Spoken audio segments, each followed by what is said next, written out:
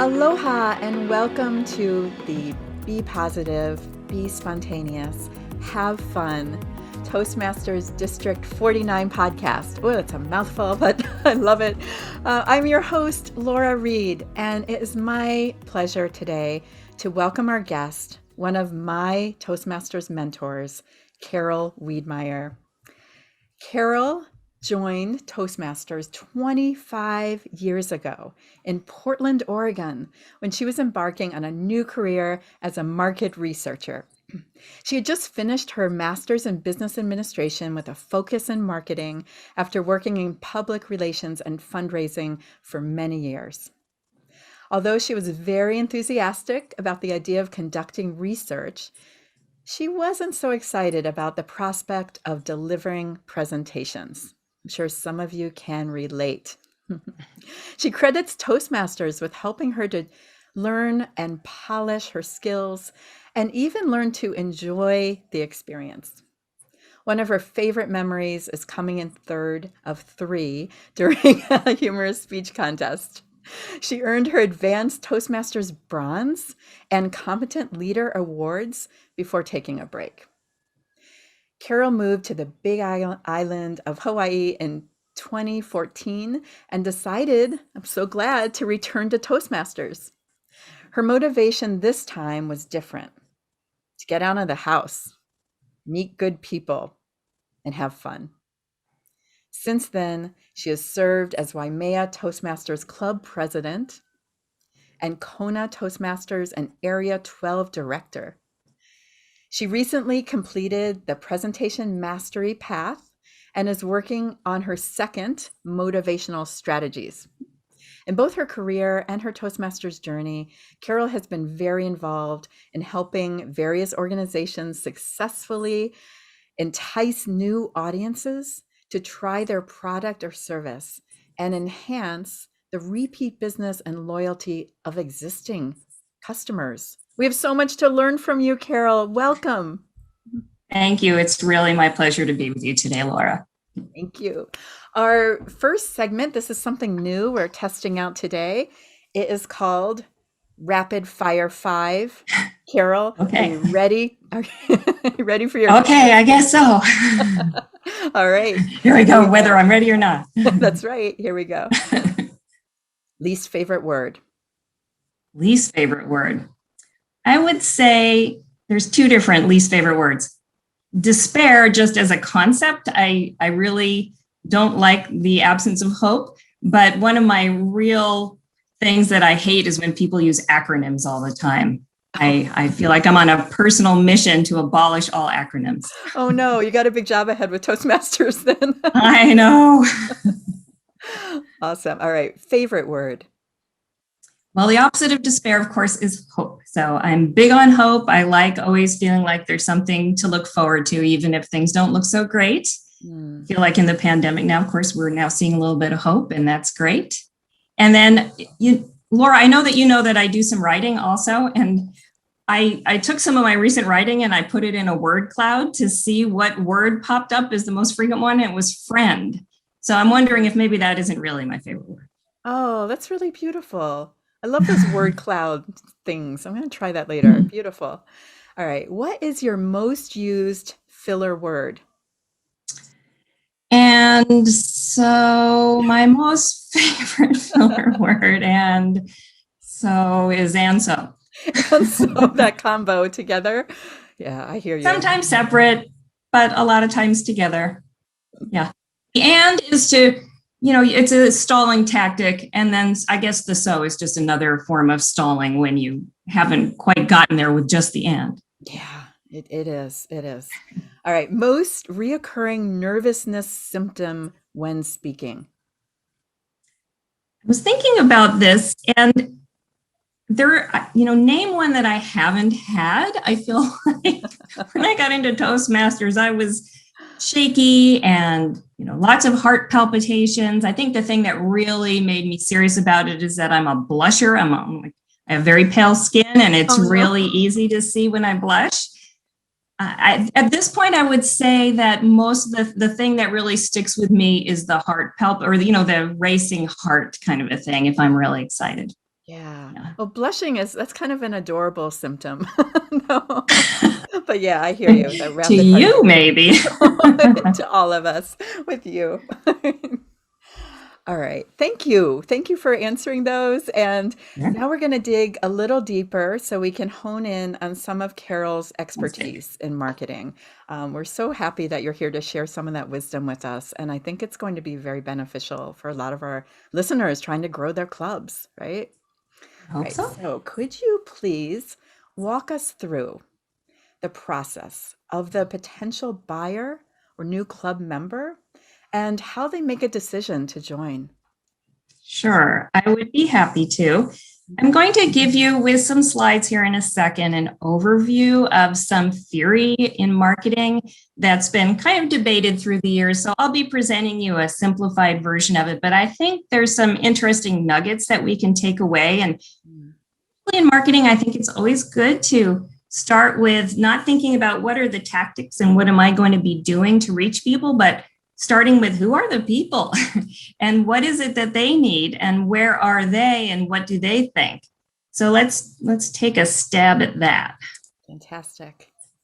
So I'll be talking about something I'll call the buyer journey. Mm. The person who comes to Toastmasters may have different reasons. Not everybody is going to be the sweaty, bug-eyed person who I have pictured here, but many of us know the number one fear among human beings is public speaking.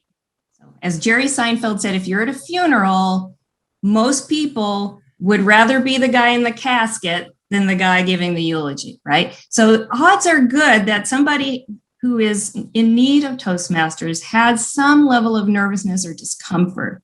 Not all, but it's a very common trigger. And I use the word trigger like, okay, this is the thing that makes the person look around. It's not like the latest, greatest video game system that people are on top of and they love to game. This is something that they're going to step in with some trepidation and some highly charged emotion.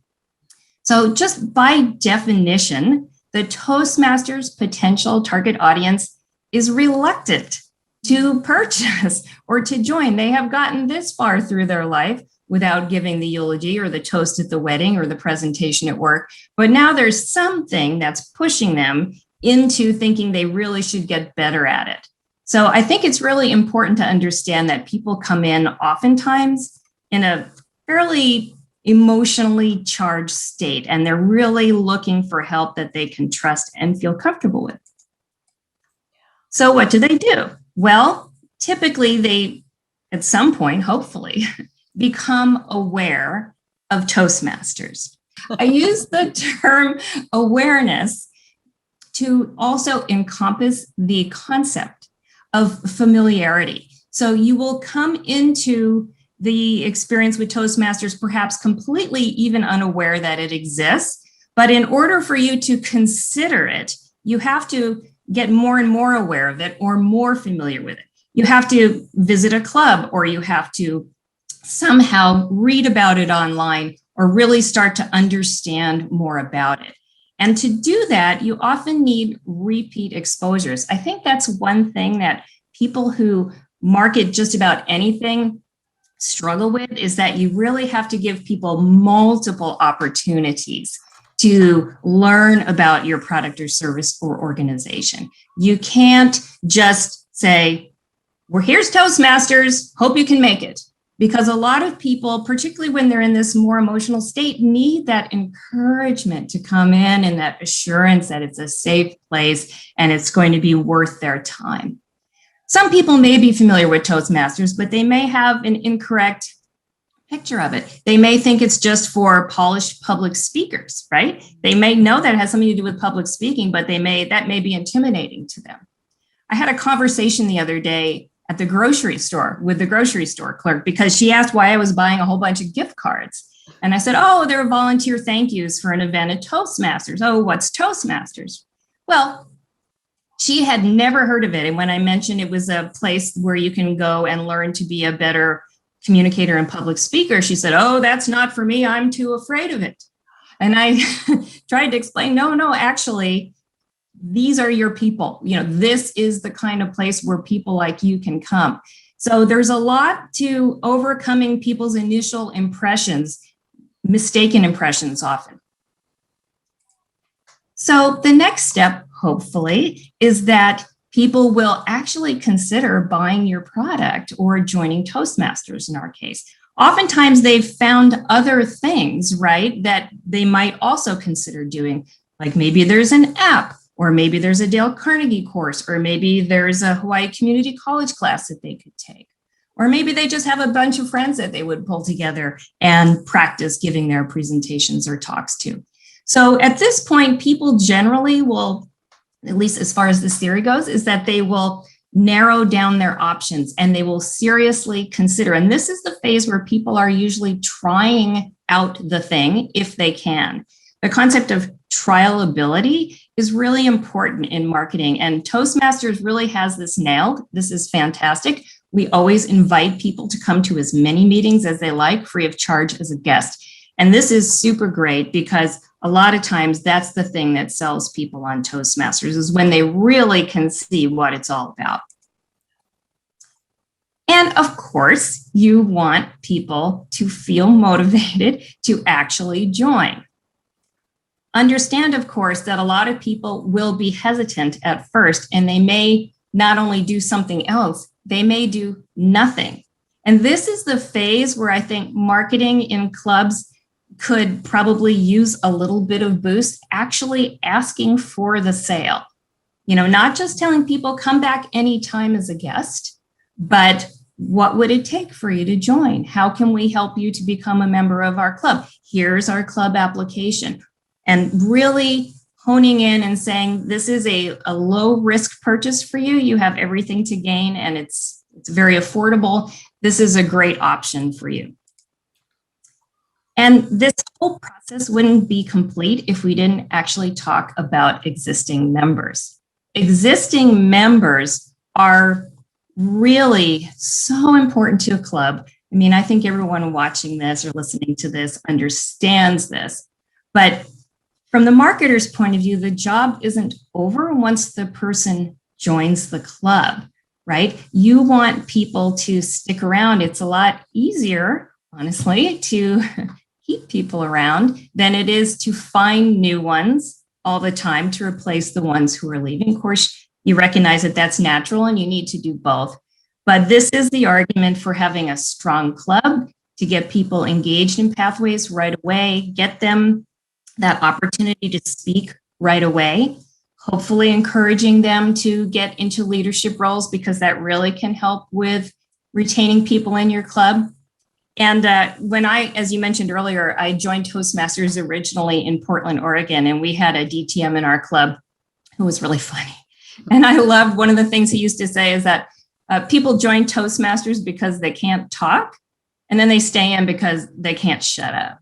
And that's what you want. You want people to get in and to get kind of in the groove and addicted because the experience itself is so sticky, it's so good that they don't want to go without it for very long. So that's the overview of the process and a little bit about how it applies to Toastmasters. Yeah. Wow. Thank you, Carole. So much wisdom in there. It's amazing. Thank you for putting together the slides as well, so we could really have this visual journey of the buyer. Fantastic. So with your background in marketing, could you share with us now some of the best practices that you believe would help reaching those buyers and growing clubs? Sure. And of course, I have more slides, so I'll just keep clicking through. Thank you for asking, Laura. You're welcome. All right, so I'll take those 4 different steps through and talk about the different tactics or strategies that clubs can do. And I'll start out actually by just saying that public relations for a club, every club should have a VP of public relations or a VP of PR, and that person is very essential. But there is a lot of work to do to really do an effective promotional campaign. So I really recommend, if possible, if your club membership allows it, to create a PR committee within your club so that you can take, action on more of these tactics. If not, it's important to prioritize. This is a volunteer organization, and do the things that you think will be most effective and that you have the time to do. But the more the merrier, definitely, with PR. Some of these things can be quite challenging. So sometimes it's helpful to have people you can lean on. And if something you try doesn't work out, you can commiserate over. So, all right. Also, I want to mention that I'm not really talking about messaging here. I'm talking more about kind of the container for the messages.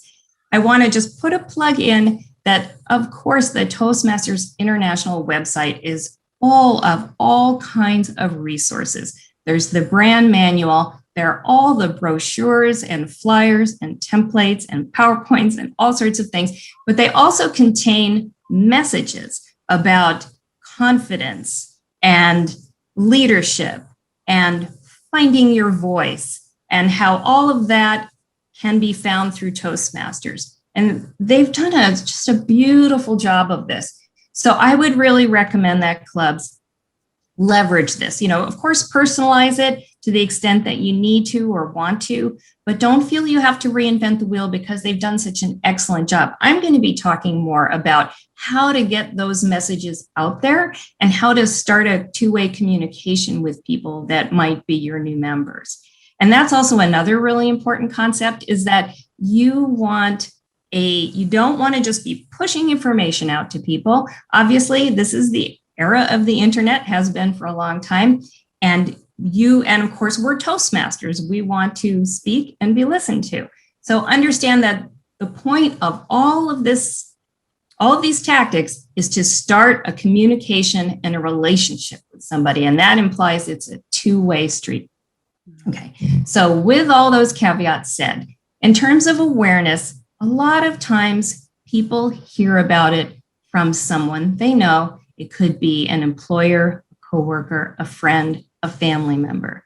So that's great, because that way the person can have that two-way communication immediately. But a lot of people will go to Google or whatever their favorite search engine is. And it's interesting. Go ahead and type in some general search terms like public speaking or communication in Hawaii and see what comes up. Laura, I saw that you came up in my first page of search results with your business. So congratulations on that. And I saw Waikiki Toastmasters came up on my first page. And of course, Toastmasters International comes up. But your club website may need some more keywords tagged in it. And I'm not the expert on how to do that, but I will say that if you're really trying to maximize hits from people looking for help with public speaking in your area, really look at the keywords on your club website. Thankfully, the Toastmasters International site has the Find a Club feature, and that will bring them right to you. So the key there, of course, is once they ask for that contact, make sure that the person who is assigned as the contact for your club gets back immediately and starts that conversation right away. I already talked about the club website. It's very, very often the case that people who come to visit a meeting, especially these days when we're all on Zoom, are checking out the club website beforehand. And local media is a really rich resource that people may not use as much as they could. You can put your regular calendar notice out there about your regular club meetings, but anytime anyone in your club wins a contest, or like someone we may know, or achieves an educational level, send them a photo, send them a short press release. And the district does a great job with this. You can get support from the district leadership with this type of press release production if you need it. And then social media, put it last. It's not necessarily lowest in priority. It's just be aware that while it's a really important tool for a lot of people, and after Google search, they may go right to Facebook or Instagram looking for your club once they know it exists. just recognize that not everyone is there. So it's just a matter of going out and having all of these channels so that people can get different viewpoints and, those 17 touch points or whatever the number is, so that they can actually not only be aware of you, but remember you and start to become a little bit familiar with what your club actually offers. Did you want to ask me anything about awareness before I just launch right into consideration? Just launch right in. You got this. This is good. Okay, great. Thanks. Well, as I mentioned earlier, club visits are awesome. So really work to maximize the guest experience at the club. Make sure they feel welcome. Can be a little bit easier on Zoom, or it could be a little bit more daunting. You can't have someone take them aside and answer their questions right away, or maybe we could encourage people to come early and go into a breakout room beforehand. Think about that. Think about ways to make people feel comfortable online during a club visit. But that's where you really have the try before you buy experience. Of course, many clubs now are doing special events, having guest speakers. We're in contest season now. I once signed somebody up in Portland that his only exposure to Toastmasters was he called me. I was the contact. He said, I want to check it out. I said, we're having a contest. He came to the contest. It was so much fun. He's like, sign me up. So, don't forget that that's a wonderful opportunity also for guests, as well as online or in-person open houses. Hopefully we'll get back to that soon. Recognize that back to Google and the world of search, there are reviews, independent third-party reviews of Toastmasters online. And that's something to just be aware of and see what people are saying out there about it. In at least the research I've done, it's generally positive, not too surprisingly. But just be aware that that is another thing that people will be looking at. And then Speechcraft. If you haven't heard about Speechcraft, I'm actually quite excited because Toastmasters International has just relaunched this, or launched the Pathways version of this. And if you're not familiar with this is a fantastic way for people to try out Toastmasters before they really jump in. And the idea is that you sign up for a closed-ended experience. You do, I think it's 5 or 6 speeches. I don't remember the exact number. And it's in a separate session from your club meeting. So clubs sponsor Speechcraft programs, and they generally, but not always, hold them outside their regular club meetings. And the thing that's so great right now is that those speeches now map to Pathways. So anyone who does this gets a running start and comes in as, I think, a level 2 or maybe just about a level 3 in Pathways if they complete their Speechcraft. It's less of a commitment for them. It's easier to try out. And in the olden times back in Portland, well before Pathways, we used to do Speechcraft programs very successfully. And it is a great way. Not everybody goes on to join Toastmasters, but many of them they're just kind of getting up ahead of steam, and they're ready to keep going. They go, oh, now I get it. Okay, let me get even better. So that's another great way to get people to seriously consider joining Toastmasters. So I alluded to this earlier in terms of purchase. It's really important, I think, for clubs to really, at this point, when you realize that the person is making a purchase decision, that you have someone who they relate to, who is working with them to make sure all their questions are answered. Anytime somebody visits, you want to make sure they end up with a guest packet, whether it's a virtual one or a real one, where you have all your frequently asked questions answered and that sort of thing. Toastmasters International now offers an online guest packet, or an electronic one in a PDF form. Some clubs take that and modify it, get that out right away the next day after somebody visits your club. But that personal follow-up is just key. And I really feel so strongly in Toastmasters that our superpower is that human interaction. Through every step of the way, you're building a relationship and you're helping people really start to understand that these people here are no different than me and they found their voice and I'm so impressed with them and I want to be like them. So the two-way conversation at this point should really be happening. And then in terms of loyalty. So I already alluded to this earlier, positive club experience. People need to feel that they've actually gotten results. And to do that, they have to be active. They have to be assigned speeches. They have to get excellent evaluations. But that's where, the rubber meets the road or whatever. That's where you find the actual value in Toastmasters.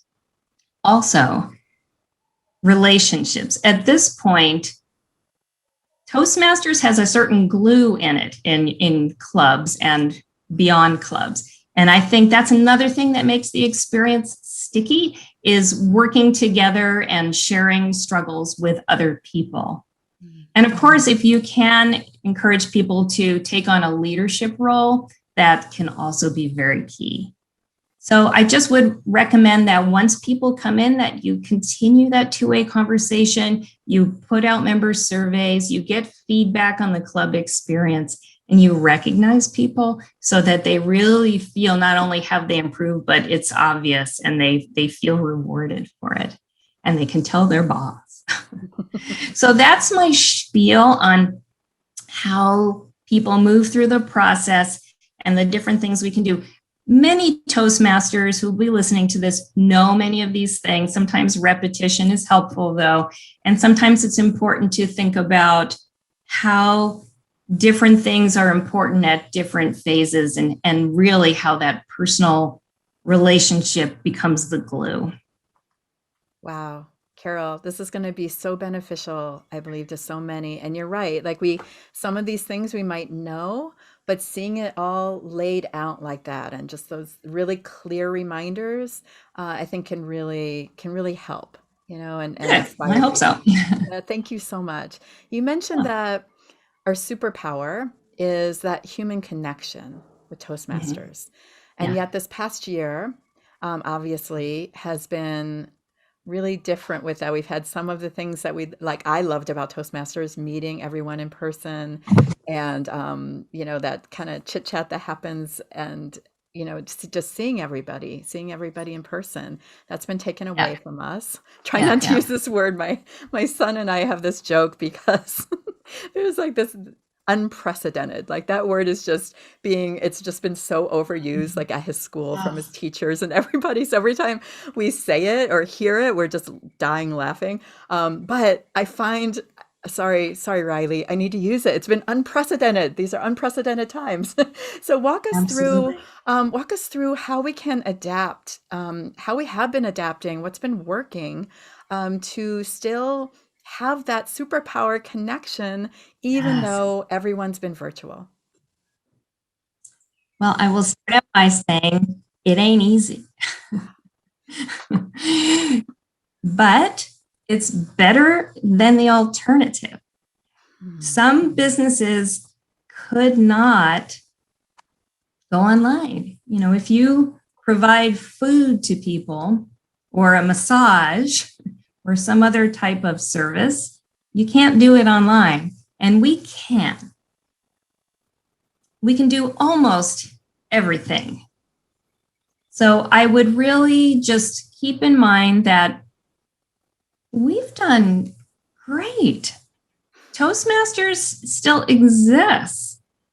There was a period of time when last year when contest season was starting in 2020, when people were like, well, maybe we shouldn't do contests.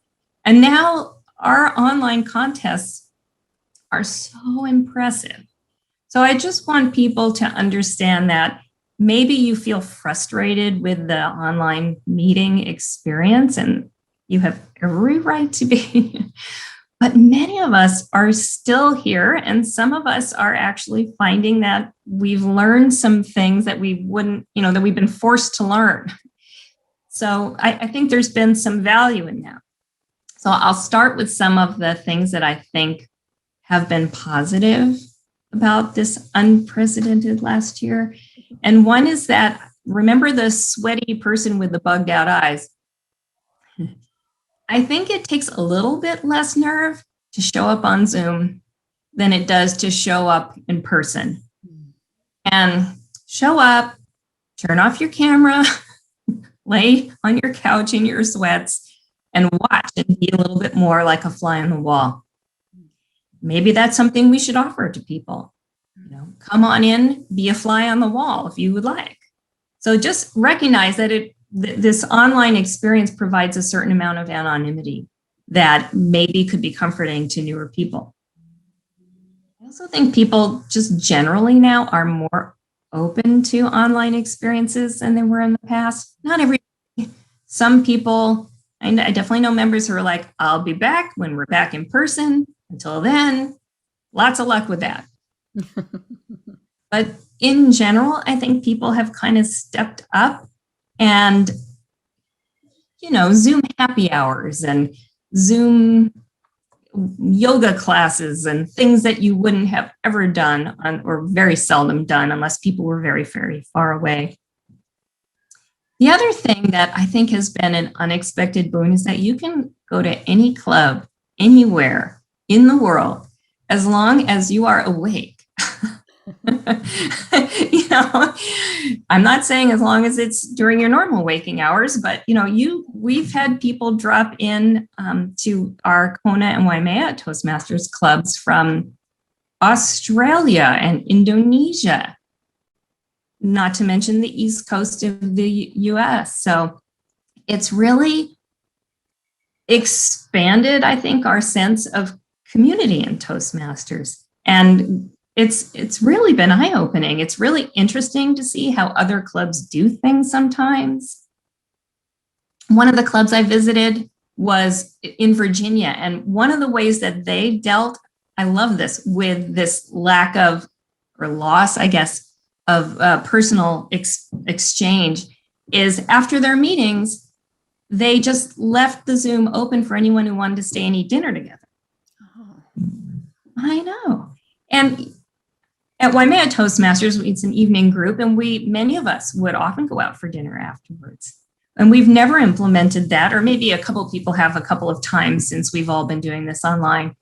But what a sweet way to just continue the conversation, not have the formal Toastmasters agenda, just let go of the structure a little bit and let down and just be with your Toastmaster friends in a very informal way. I love that. The other thing is that, and this is not true for everybody, but some people do have more free time.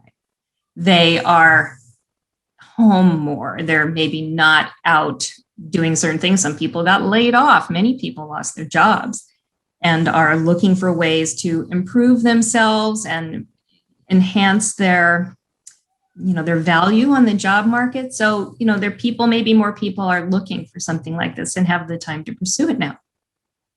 But like you said in the intro, less personal interaction. That's the thing. I think it's just so easy to get into a routine of you get into Zoom, you do the meeting and you sign off.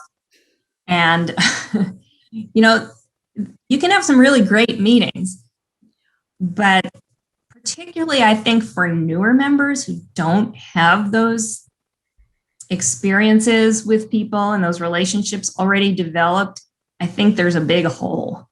And I'm hoping we can get back to in-person soon, or at least this year sometime.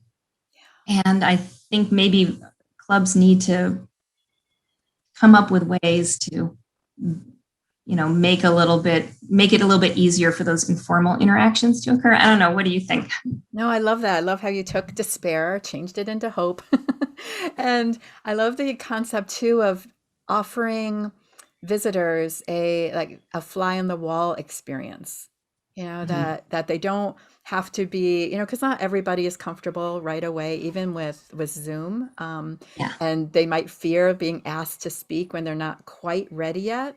And to come in and watch it almost like you're watching TV from your home, wear your pajamas, turn off your video, and that could Toastmasters and chill. Yeah, I love that. That sounds like a good. It sounds like a good name. Yeah, Toastmasters and chill. That's a fantastic idea. Brilliant. Thank you so much, Carole, for sharing that. I wanted to close with your favorite quote. Could you share a favorite quote and why it's important to you? I would be happy to. And it's funny you asked that because I have a quote right next to my desk that a friend of mine painted for me. I've actually given a speech about this quote. It was the mother of a dear friend of mine. And the three of us sat down one day. Her mom was in her 80s at the time. She's still around now. She's in her 90s, but this was about 10 years ago. And we said, Ellie, can you give us any advice? You're a wise woman now. Please shed some wisdom on us. And what she said, she's normally a very smiley person, but she got very serious. And then she just sort of looked at us and said, it's later than you think. So it kind of goes along with, it's never too late, right? It's never too late. But, and here's the beautiful sign that my friend painted, just as a reminder in case you needed, and it helps me with self-motivation. It helps me to go, okay, enough procrastination for now. I love that so much. What wise words from someone who's lived a full life already and still living it. It's later than you think. Yeah. Yes. When I met her, she was in her early 40s and she was very, very vivacious. And it was really something to see that coming out of her mouth as an 80-plus-year-old woman. I bet. Beautiful. See the contrast, like, oh, yep. Get on it. Go do that work. Yeah. Oh, get going, girls. Yeah. Do you have any shout outs you'd like to give? Any announcements, any upcoming things to remind people of? Well, I know we're in contest season and certain people have won at the area level, including our very own Laura. Congratulations. And we'll be moving on to the division level. I think March 20th is at least Division C and D. I'm not quite sure, but check the District 49 website for the actual detail. And the contests are just amazing. I love the contests. I know they can be a little bit grueling, but if you want to see really how good it can get in Toastmasters, it's the best place to go, I think. It really is very inspiring to see people. And then I guess in terms of shout outs, I would like to thank our area director, Keith Olsen. I was area director last year.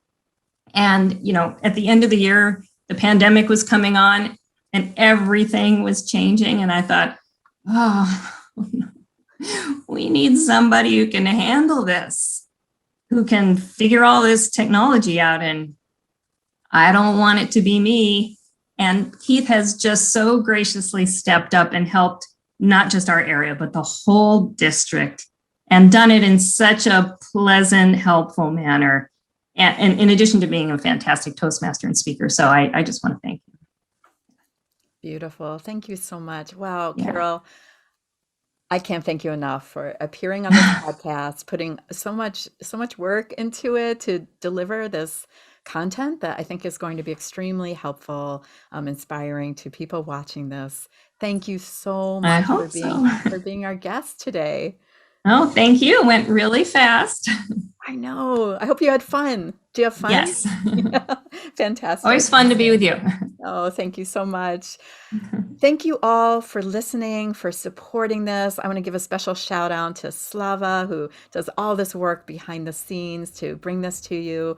And also to Kane Kamano for lending us the title of his speech as the name of this podcast. Thank you, Kane. And as always, to Jason, I hope you're smiling. Hope you're smiling down on us. Thank you all. Till next time. Thanks, Carole. Thank you. Aloha. Aloha.